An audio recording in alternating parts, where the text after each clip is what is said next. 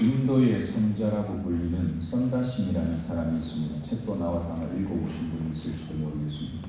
그는 부모를 따라서 힌두교 종파인 시크교 교도였습니다. 그런데 청소년기에 다니게 된 그 영국의 선교사가 세운 기독교 학교를 가게 되면서부터 인생의 변화가 시작이 됩니다. 19살쯤 되던 해에 드디어 예수를 믿게 되고, 이 썬다심이 예수를 믿기 시작하면서 마음에 품은 그 선교에 열정이 있는데, 어디를 향한 선교가 마음에 계속 떠오르는가 하면 티벳이라고 하는 곳이, 우리 지구상에서 가장 높은 데 사는 사람들이 바로 티벳 사람들입니다. 굉장히 높은 데 해발 1km 이상, 2km가 아니죠. 우리 그 에베레스트 산 있는 그 네팔 쪽이니까 대단히 높은 지역에 살고 있는 사람들. 지구상에서 가장 높은 곳에 사는 사람들의 땅에서 20년 동안을 선교를 하고, 나이가 한 40쯤 되었을 때에 이 썬다심은 또 선교하러 그 티베트 지역으로 갔다가 실종된 채로 시체도 찾지 못하고 그렇게 죽은 것으로 되어 있습니다. 근데 어느 날 이 썬다심이 티베트로 선교 여행을 떠나는데, 이 선교 여행을 떠날 때는 그 지역 사람과 함께 가면 비교적 안전합니다. 길도 잘 알고 또 어디쯤 가면 마을이 있고 이런 것들을 알기 때문에. 그래서 그 티베트 사람과 함께 산길을 한참 가고 있는데, 그날따라 눈이 너무 많이 오는 겁니다.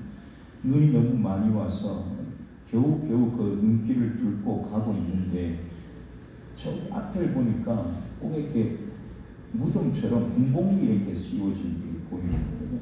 이렇게 보니까 그게 돌이 아니라 사람이 웅크리고 있는데, 사람이 눈에 다 덮여 있는 거예요. 눈을 치우고 보니까 사람이 아직도 숨이 붙어 있어요, 목숨. 그래서 썬다심이 함께 가던 그 티베트 사람에게, 우리 이 사람 데리고 가자. 지금 기온 이런데 만약 이 사람 여기 놔두면 조금 있으면 죽을지도 모른다. 당신이 조금 먹고 내가 조금 먹고 그렇게 해서 우리 서로 번갈아가며 싸우면서 데리고 가자. 그랬더니만 그 티베트 사람이 안 된다는 겁니다. 왜냐하면 티베트 사람 너무 잘 알잖아요. 지금 이 눈보라 속에 까딱하면 나도 죽고 당신도 죽고 다 죽는데, 이 사람 챙기려고 하다가는 우리까지 다 죽는다. 나는 당신하고 같이 그렇게 못하겠습니다. 당신 알아서 하라고 이 사람이 앞서 걸어가는. 썬다심이 어떻게 할까 고민하다가 그 사람을 들춰오고 있습니다. 자기 등에. 이 썬다심이라고 하는 사람이 이 선교를 하고 다닐 때 유명한 일화들이 많이 있는데요. 신발을 안 신고 다닐 때, 그 추운 데를 신발을 안 신고 다닐 때 발이 어땠을까? 근데 왜 신발을 안 신었는지는 모르겠지만 신발을 안 신고 이 사람을 업고 이렇게 막 가는데요.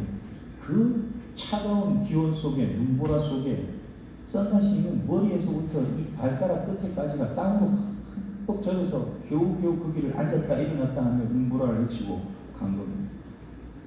한참을 가고 그리 가다 보니까 뒤에 업은 사람이 꿍지락대는 거예요. 꿍지락대는 깜짝 놀랐습니다. 나무 밑에 잠깐 내려놓고 보니까 이 사람이 눈을 뜨고 깨어나는 거예요. 괜찮냐고, 당신 정신 차릴 수 있냐고, 걸어갈 수 있겠냐고, 여기가 어디냐고, 당신 어떻게 나를 데리고 하냐고, 당신 누워있는 걸 내가 지금 업고 가는 중이라고.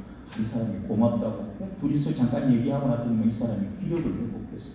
어떻게 기력이 회복됐습니까? 썬다심 체험 때문에 이 사람이 기력이 회복되고, 이 사람 업고 간 덕분에 썬다심은 그 눈길을 헤치고 나갈 수가 있었던 겁니다. 마을에 거의 다 도착을 해서 보니까 마을이 바로 저 앞인데 그 입구 근처에 또 이렇게 무덤이 같은 게 하나 보여요. 저건 또 뭐냐 가서 확인해 보니까 큰일 납니다. 아까 앞서 먼저 갔던 사람이 자기는 살기 위해서 혼자 먼저 왔는데, 그 눈보라 속에서 그 추위 때문에 거기에 쓰러져서, 마을을 눈앞에 두고 거기에 쓰러져서 죽은 겁니다. 숨도 안 쉬는 거예요. 그 사람은 업고 갈 수도 없습니다. 썬다심은 이렇게 이 일을 통해서 굉장히 중요한 교훈 한 가지를 얻었습니다. 아무리 힘겨운 길이라도 함께 하면 이게 내 힘이 생기는구나. 생명이 거기에 있구나 하는 것을 썬다심이 알게 됩니다. 여러분, 함께 할 때는 거기서만 얻을 수 있는 활력과 에너지가 있습니다. 함께 할 때는 나 혼자서는 발휘할 수 없는 힘이 발휘되는 걸 경험하게 될 줄 믿습니다. 여러분, 오늘 본문에 나오는 얘기도 그런 얘기입니다. 2000년 전에 예루살렘에서 예수님의 명령을 순종했던 제자들은 이거하고 비슷한, 썬다심이 경험한 것하고 비슷한, 어쩌면 그걸 훨씬 넘어서는 그런 강력한 경험을 했다. 오늘 본문은 그렇게 우리에게 알려줍니다. 오늘 본문을 1절을 한번 같이 보겠습니다. 1절입니다. 오순절 날이 이름에 그들이 다 같이 한 곳에 모였더니, 오순절은 구약의 절기로 하면, 우리로 하면은 보리 추수하는 때 7월달쯤입니다. 그때는 77절이라고 부르기도 하고, 구약 성경에서는 77절이라고 부르기도 했고, 맥주절이라고 부르기도 했고, 또 초실절이라고 부르기도 했습니다. 다 추수해서 거두어들여서 창고에 드리는 때, 그때가 바로 오순절. 그리고 이제 신약 시대에 오면 이 오순절은 언제하고 또 연결이 되는가 하면 6월절하고 연결이 되는데, 6월절에 누가 돌아가셨는가 하면 6월절에 예수님이 십자가에 돌아가셨습니다. 6월절 기간이 끝나는 그때부터 해서 40일, 50일을 계산해서 오순절이 되는데, 지금 실제로 예수님이 돌아가시고 며칠이 지났습니까? 정확하게는 모르지만 최소한 예수님이 40일을 계시다가 일장에서 하늘에 올라가셨잖아요. 그리고 그 시간이 지나고 난 다음에 또 분명히 시간이 더 흘렀을 겁니다. 우리가 앞에 1장을 보면 중간에 기도하러 모이는 장면이 나오고 사도 선출을 위해서 모이는 장면이 나옵니다. 며칠 정도 시간이 더 흘렀겠죠. 그리고 지금 오순절이라고 했으니까 50일이 거의 다 되거나 50일이 들어있는 그 주간 안에 하루가 되는 날입니다. 바로 이날에 성령께서 제자들을 오늘 찾아오시는 장면을 우리가 보게 됩니다. 근데 여러분, 이 오순절 날에 사람들이 얼마나 모여서 있었을까요? 오늘 본문에 보면, 우리가 읽었던 본문에는 사람이 몇 명이나 모였는지 나오지 않습니다. 그런데 1장 13절을 보면 이렇게 되어 있습니다. 13절 한번 볼까요? 13절하고 15절 두 절입니다. 13절을 읽고 15절을 보겠습니다. 13절 같이 읽습니다. 들어가 그들이 유하는 다락방으로 올라가니 베드로, 요한, 야고보, 안드레와 빌립, 도마와 바돌로메, 마테와 이 알페오의 아들 야고보, 셀롯인 시몬, 야고보의 아들 유다가 다 거기 있어. 15절. 모인 무리의 수가 약 120명이나 되더라. 그때에 베드로가 그 형제들 가운데 일어서서 이르되, 몇 명이나 모였을까요? 최소 인원이 120명 이상입니다.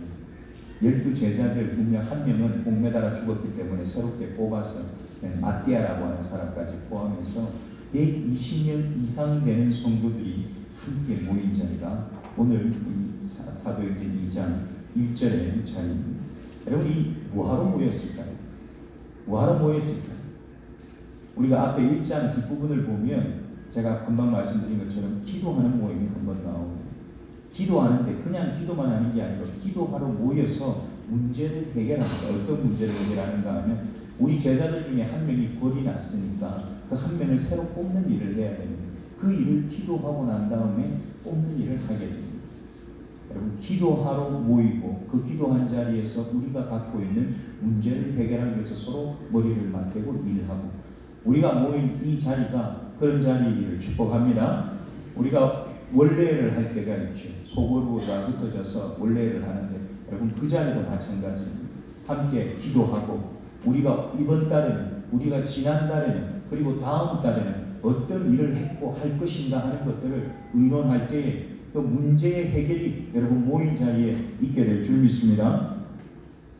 그런데 이 모인 자리가 어디였을까? 그것도 좀 궁금합니다. 우리가 방금 읽었던 1장에서는 다락방에 모였습니다. 그래서 우리가 마가의 다락방에서 있었던 성령의 역사, 우리가 그렇게 얘기합니다. 그런데 제가 보니까 이 2장의 상황은 단순히 다락방에 모여서 한 것이 아니다라는 생각이 듭니다. 어떤 부분에서 그런가 하면, 오늘 본문에 보면요 이렇게 되어 있습니다. 2절을 한번 같이 보겠습니다. 2절입니다.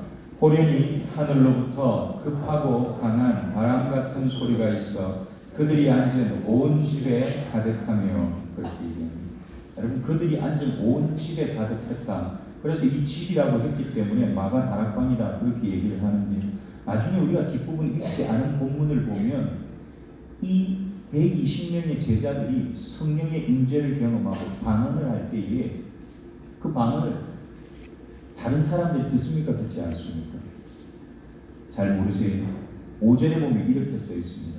5절 한번 다시 보겠습니다. 우리가 읽지 않은 본문인데 그 다음 절입니다. 5절 시작. 그때에 경건한 유대인들이 천하 각국으로부터 와서 예루살렘에 머물러 있더니. 아멘. 경건한 유대인들은 어떤 유대인들인가? 디아스포라 유대인들입니다. 원래는 유대인이지만 우리 아버지가 혹은 우리 할아버지가 다른 동네 멀리 애국이나 아니면 또 유럽이나 소아시아나 그런 쪽에 흩어져 살다가 야 지금은 절기 때는 우리가 예루살렘에 가서 함께 예배해야 되는 거야. 그걸 알고 있는 사람들이 6월절 절기에 맞추고 오순절 절기에 맞추어서 예배하러 오는 겁니다. 그러니까 그 많은 사람들이 함께 모여 있는 자리에서 지금 이 일이 일어나는 겁니다. 사람들이 접근할 수 없는 다락방의 비밀스러운 곳에 우리끼리 올라가서 한 기도가 아니라 절기였기 때문에, 이때가 오순절 절기였기 때문에 성전 안에서 그들이 함께 모여서 그들끼리의 모임을 하고 있던 중에 이 성령의 역사가 그들 가운데 일어나는 겁니다. 여러분, 오늘 우리 생초교회가 이 생초지역에서 드리는 예배는 우리끼리 몰래 모여서 드리는 예배가 아닙니다. 그렇죠? 오늘 11시에 우리 생초교회에서 예배하는 줄 우리 생초 사람들은 다 압니다. 왜? 10시 20분 되면 종치잖아요. 우리 모인다고. 그러면 종소리 나면 생초교회 예배 드리려나 보다 모든 사람들이 생각하는 거예요. 여러분, 제자들이 함께 모여있는 이 자리는 예루살렘 성전. 그 성전에 함께 모일 때에 성령께서 역사하는 놀라운 일이 그들에게 일어났던 것처럼 우리가 예배하러 이 자리에 모일 때에 성령께서 우리 가운데 역사하실 줄 믿습니다. 성전에 모였다는 겁니다. 어떻게 모였냐? 예수님의 지상 명령을 기억하고 모였습니다. 여러분, 우리가 예배하러 나올 때도 주님께서 오늘은 내 날이라고 얘기하셨지. 그 주님 앞에 예배하러 가자. 그 마음으로 이 자리에 올라오시기를 축복합니다. 그냥 명령에만 순종하는 게 아니라 그 약속을, 그 명령을 기억하고 오는 사람에게 성령의 충만함을 주겠다 약속하신 그 약속에 대한 기대를 가지고 올라오시기를 축복합니다. 예수님을 기억하는 사람들마다 그의 몸인 교회에 모이기를 힘쓰기를 간절히 소원합니다. 오늘 본문에 모인 120명 이상 되는 제자들의 그 모인 자리에 성령 충만의 사건, 우리가 방금 읽었던 2절에서 첫 번째 나타나는 현상이 뭐였는가 하면 소리로 나타납니다. 호련히 하늘로부터 큰 소리가, 급하고 강한 바람 소리가 온 집에 가득했다, 그렇게 얘기를 합니다. 여러분, 바람은 구약 성경을 보면 어떻게 표현이 되어 있는가 하면 루아흐라는 단어를 쓰는데, 그 루아흐는 구약 성경에서 또 뭘로 번역되는가? 성령, 하나님의 영이라고 할 때 그 영으로 번역이 됩니다. 오늘 여기서도 바람 소리가 났습니다. 이 바람 소리는 오늘 밖에 부는 바람, 얼마 전에 태풍이 불었습니다. 우리나라에 분 게 아니라 필리핀 어디에 불었대요. 근데 그 태풍이 얼마나 컸던지 그 바람이 우리나라에까지, 이 남해안까지 영향을 미쳐서 교회가 날아가는 줄 알았습니다. 근데 그런 엄청난 바람이 우리 눈에 안 보일지라도 성령께서 지금 우리 가운데 역사하고 계신 줄 믿습니다. 여러분, 성령은 그런 바람처럼 저와 여러분을 찾아오시는 겁니다. 그 바람 안에 뭐가 들어있느냐? 생명이 들어있습니다. 그래서 이 바람을 또 다른 의미로 생명의 호흡이라고 번역할 수가 있습니다. 그리고 이 집은 아까 제가 말씀드린 대로 비밀스러운 공간이 아니라 하나님께서 우리에게 허락하신 이 예배의 자리, 하나님께서 우리에게 허락하신 이 기도의 현장이 바로 우리의 예배의 공간, 그 성령을 경험하는 자리가 되는 겁니다. 두 번째가요, 바람이 불었는데 두 번째는 눈에 보입니다. 3절에 보니까 이렇게 쓰고 있습니다. 한번 같이 보겠습니다. 3절입니다. 마치 불의 혀처럼 갈라지는 것들이 그들에게 보여 각 사람 위에 하나씩 임하여 있더니. 아멘. 불의 혀처럼 갈라지는 것들이 제자들 위에 하나씩 임했다고 합니다. 불이요, 그냥 우리 교회를 통째로 다 쌓는 게 아니라 여기에 예배하러 모인 여러분들 위에 각 사람 한 사람 여러분, 그 성령의 불이 나하고 상관없는 사람들이 있을 수 있습니다. 있을 수 있습니다. 그 성령의 임재는 내가 지금 상태가 어떻든지 나하고 상관없이 옆에 사람 받으면 나도 그저 그냥 받는 것이 아니라 그 사람이 가지고 있는 상태에 나도 동참하게 될 때, 그의 간절함이 내 간절함이 될 때 성령께서 우리 각 사람 위에 불처럼, 혀처럼, 불의 혀처럼 그렇게 임하게 될 줄 믿습니다. 이 표현을 다시 잘 보면 이렇습니다. 하늘에서 불이 여러분 불이 그 혓바닥 날름거리는 거 혹시 한번 보셨습니까? 그 좀 적당한 짐승이 갑자기 생각이 안 나는데 혓바닥을 날름거리는 것처럼 이빨을 날름거린다는 건 뭐냐 하면 먹이를 삼키는 거거든요. 개구리가 파리 삼킬 때 혹시 보셨습니까? 이게 쫙 나가서 쫙 잡아오거든요. 근데 이 불이 우리를 삼키기 위해서 그렇게 우리 위에 날름거리고 있다라고 하는 표현이 오늘 이 불의 혀 같다 하는 이 표현입니다. 아주 위력이 있고 위압감이 있고 강력한 위력을 나타내는 표현입니다. 성령의 역사는 우리가 조장할 수 없습니다. 제가 이 사도행전 2장 1절부터 4절에 나오는 이 말씀을 성령의 임재를 경험하는 말씀으로 참 좋아합니다. 왜냐하면 내가 뭘 특별한 일을 해서 그분이 내게 오신 것이 아니라 나는 예수님이 해주신 명령과 약속을 믿고 그냥 순종했더니 그분이 우리를 찾아오신 역사가 성령의 역사입니다. 오늘 저와 여러분이 하나님 앞에 드리는 예배가 명령에 순종함으로 그분이 해주신 약속을 기대함으로 드려질 때에 우리 위에도 동일한 역사가 일어날 줄 믿습니다. 이 불의 혀처럼 할 때 혀라고 하는 것이 상징하는 것이 있습니다. 혀는 무엇을 위해서 있습니까? 이 혓바닥은 무엇을 위해서 있습니까? 맛을 보기 위해서도 물론 있습니다만 제일 중요한 말을 하기 위해서 있습니다. 불의 혀처럼 갈라지는 것이 이 제자들 위에 임했을 때에 제자들에게는 어떤 변화가 일어나는가 하면 말의 변화가 일어납니다. 오늘 이 말을 성경에서는 뭐라고 표현했습니까? 방언이라고 표현이 되어 있습니다. 보입니까? 방언이라고 되어 있습니까? 다른 언어들로 말하기 시작한다 이렇게 되어 있죠. 4절을 한번 보시기 바랍니다. 4절입니다. 그들이 다 성령의 충만함을 받고 성령이 말하게 하심을 따라 다른 언어들로 말하기를 시작하니라. 아멘. 그런데 여기서 다른 언어는 6절에서는 방언으로 말하는 것을 들었다. 다른 언어는 방언을 얘기합니다. 그런데 지금 이 성경이 얘기하는 방언은 우리가 하는 방언과는 조금 차이가 있습니다. 우리가 하게 되는 방언들 중에 많은 것은 랄랄라 아니면 또 다른 이해하지 못하는 어떤 언어로 얘기하는 것들이 있는데 오늘 여기 성경에 나오는 방언은요 다른 사람이 알아듣는 방언입니다.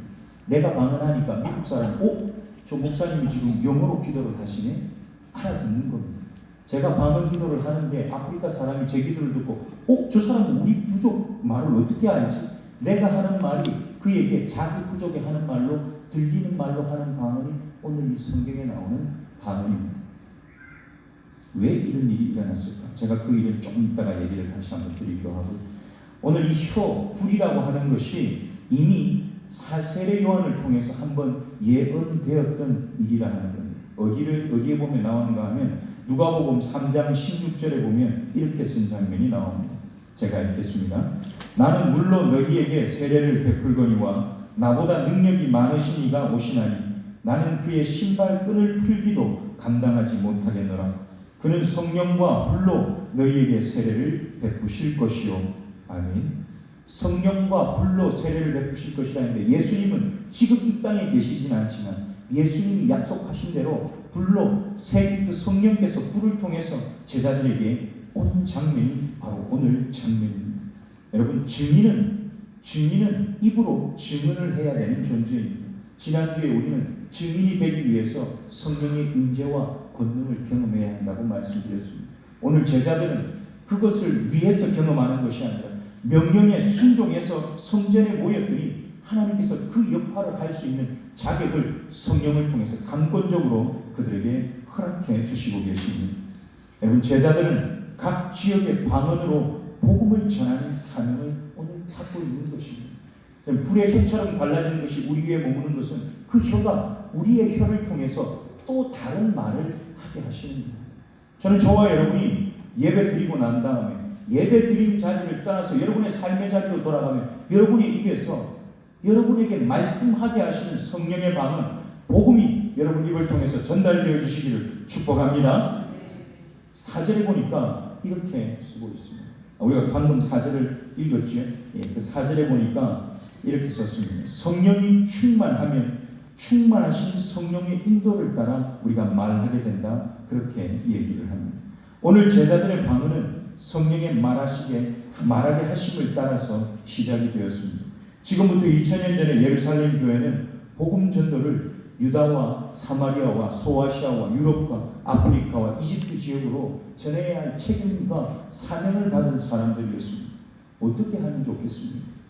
제자들은 다 갈릴리 사람입니다. 한 번도 그 지역을 떠나본 적이 없습니다. 무슨 수로 그들이 그 지역에까지 그 말씀을 전하러 복음을 들고 찾아갈 수가 있겠습니까? 지금 우리하고는 상황이 다릅니다.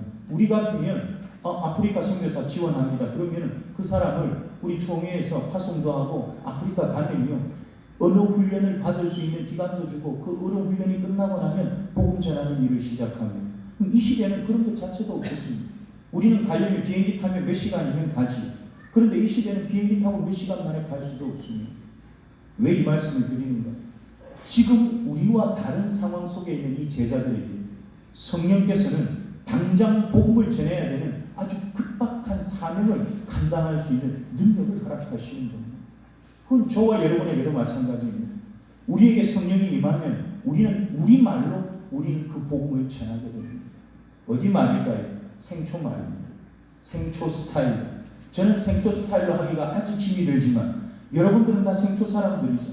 복음이 여러분들 속에 들어가서 여러분 것이 되고 여러분 것이 된 복음이 여러분 옆에 사는 사람들에게 그 사람이 가장 잘 알아들을 수 있는 말로 여러분들을 통해서 전해지기를 축복합니다. 성령은 그 일을 행하시는 겁니다.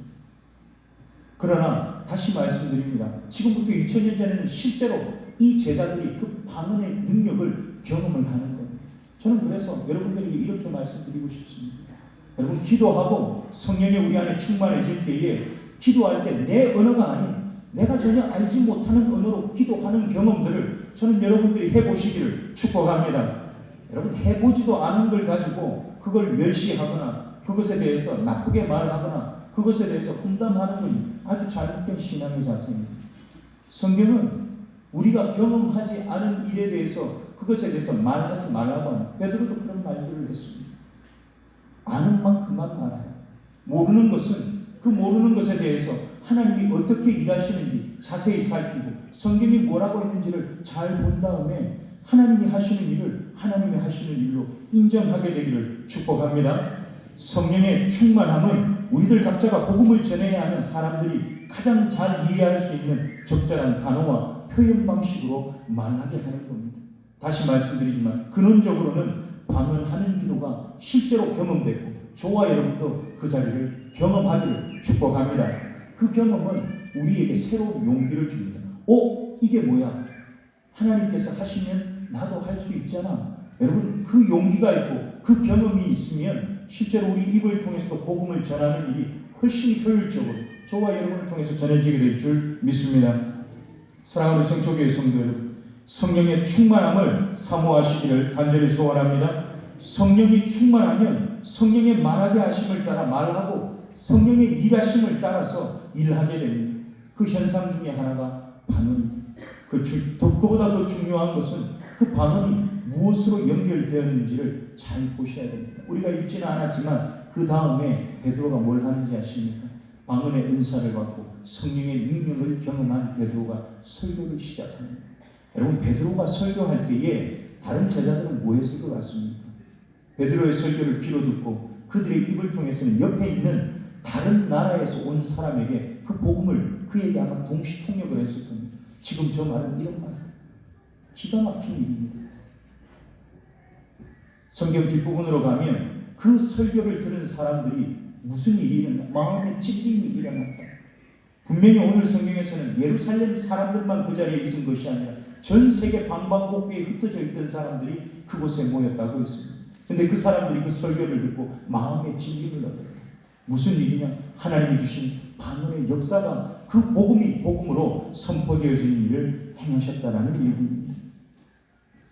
바람같이 불같이 임하시는 성령의 충만한 역사가 저와 우리 생초교회를 새롭게 하시기를 축복합니다. 여러분 이 일은 우리가 각자 집에서 나는 집에서 할게요. 집에서 예배드리고 집에서 인터넷으로 아니면 집에서 혼자 다른 거 보면서 그게 아닌 겁니다. 어디에 모여야 되느냐? 성령께서 일하시겠다고 약속하신 이 성전에서 함께 예배하고 함께 말씀을 듣고 함께 기도할 때 그 일이 저와 여러분에게 일어나게 될 줄 믿습니다. 예수님의 명령을 준행하고 약속을 기다리는 바로 이 교회에서 우리가 드리는 예배 현장 속에서 예배는 아니지만 우리 생초교회 안에는 중보기도 팀들이 있습니다.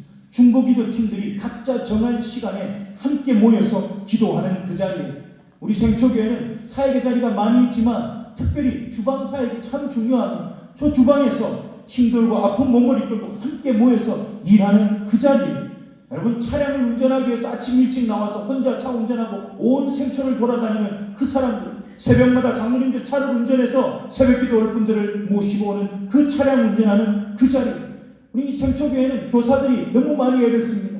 아침부터 저녁까지 아이들을 위해서 또 토요일에 기도하고 아이들을 위해서 애쓰는 교사들이 아이들과 예배하는 그 자리에 성령의 임재와 그 성령의 충만한 경험이 우리에게 나타나기를 간절히 소원합니다. 우리가 함께하는 자리는 생명을 창조하는 자리고 생명이 보존되는 역사가 일어나는 자리입니다. 예수님의 이름으로 함께 모일 때 성령의 임재와 권능을 경험하는 우리 생초교회 저와 여러분이 되시기를 간절히 소원합니다. 기도하겠습니다. 사랑의 하나님 감사합니다. 예수님께서 제자들에게 명령하신 것 제자들이 한 귀로 듣고 한 귀로 흘리지 않고 그 말씀하신 명령을 기억하고 한 자리에 모였더니 주님께서 그들에게 모이라고 하신 곳에 함께 모였더니 성령께서 그곳에서 약속하신 일을 이루신 것을 보았습니다. 하나님 우리도 매일 그 약속을 기대하게 하여 주시옵소서. 이전에 올라올 때 주님이 내게 주신 명령을 기억하고 이 자리로 올라오게 하여 주시옵소서. 우리가 함께 모이는 자리마다 성령께서 우리를 찾아오시고 우리의 입을 열어서 우리에게 주신 복음이 내 삶을 통해서 가장 적절하게 나를 만나는 사람들에게 선포되어질 수 있도록 하나님 우리를 사용하여 주시옵소서. 우리를 통해서 그 성령의 역사를 만들어내시고 그 길을 걷게 하실 우리 주님을 기대하오며 거룩하신 예수님 이름으로 기도하옵나이다. 아멘.